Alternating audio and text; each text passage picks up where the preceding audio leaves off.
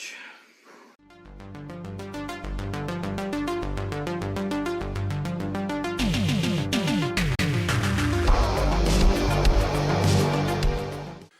Hi, this is the Professional Amateur Hour coming to you with another review. This week, Leo got me to watch Catnado, and this 2022 anthology film has a bunch of different directors and writers, and stars people like Rebecca Reinhardt, Blair Kelly, and Joshua Gotte, among others, of course. So you might be asking yourself, what is this movie about? Well, it is an anthology movie, so it's got like 6 or 7 of these little movies in it, and they all kind of revolve around this Catnado, or at least the idea of a Catnado. I don't think they're necessarily happening in the same place, or it's the same, Catnado. It might be a Catnado that lands over there, another one lands over there, and yeah, it's just like a bunch of movies kind of involving this Catnado. They do have this one CGI tornado that I guess all of them kind of use in post.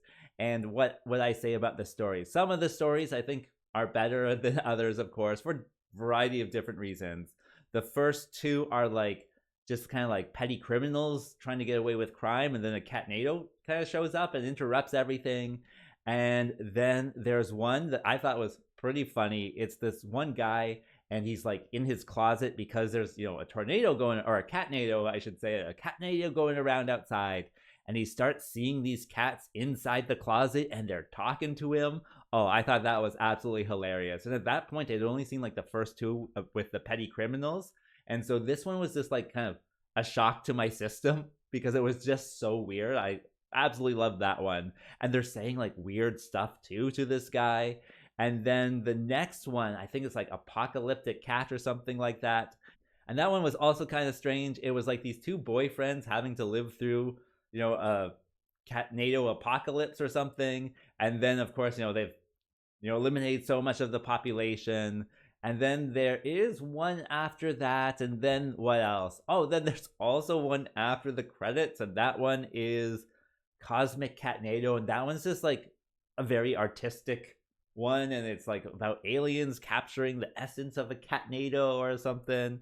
I don't really know what was going on. It was pretty arty, and at that time, I don't know. I wasn't understanding it, but watching all the other stuff, my mind was broken by that point. So yeah, all together, like it's these bunch of movies just involving a Catnado. If that's something you're interested in, I think they're trying to play off Sharknado. I don't think it comes anywhere close, but there are certainly some things that get your interest in this one. What will actually capture that though? Well, for that you gotta watch the movie and find out. Alright, so let's discuss this movie. So what can we say that works with this one? Well, I think it's kind of certainly a double-edged sword if you decide to press play on this one. Like, I pressed play on this one because Leo was bothering me about watching this one. Apparently it's not on the UK internet, it's on my internet, so I certainly was hesitant to press play, and he's asked me a few times now to watch it, so I finally gave in and pressed play. And so, like, you guys know who I am. I'm the Professional Amateur Hour. I love these bad movies. I even watched some movies just because they're bad, and I wanted to see how bad they were. I actually recently watched that new Star Trek movie, Section 31, and that was pretty bad. This one, I would say it is not as bad as Section 31, but that might be because Section 31 is really bad. But with this one, I liked how bad it was at some points. Like I was watching it, in my living room, and my partner, comes in and out, and she's always just like, man, this looks terrible. This looks terrible. I'm like, it's just getting worse. Like, I was surprised, like, how crazy it got in the... Like, I was surprised with how crazy it got probably around the middle of the movie. Like, the first 2 ones I thought were like the worst ones. And then the next one with this guy in the closet talking to these cats, that was just like worse. But at the same time, like, I don't know, maybe my beverage was kicking in, and it just like was so shocking and so funny. And I just like really got interested in the movie at that point. And then the next one is even worse than that, and I loved it for it. It was these 2 boyfriends, surviving the cat apocalypse, and so their like props and stuff were just so funny, and all of it just kind of like, if you're a bad movie lover, this is one that I would say you could probably watch. It's certainly done all ironically, like especially with the 0 budget everything has. It's going to be more ironic than anything. just one of those, I would say, certainly more advanced bad movie lover movies.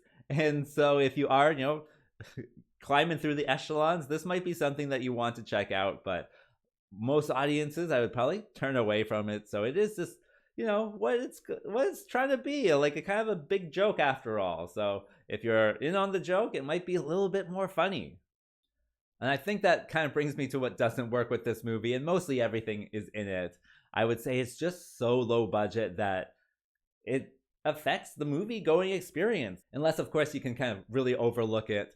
And at points, it kind of is right in your face, too. Like sometimes like a stuffed cat will attack people's necks and stuff like that. And it's just a stuffed cat and they're just like moving around with this thing, or they kick it. And I don't know. It's really, really low budget.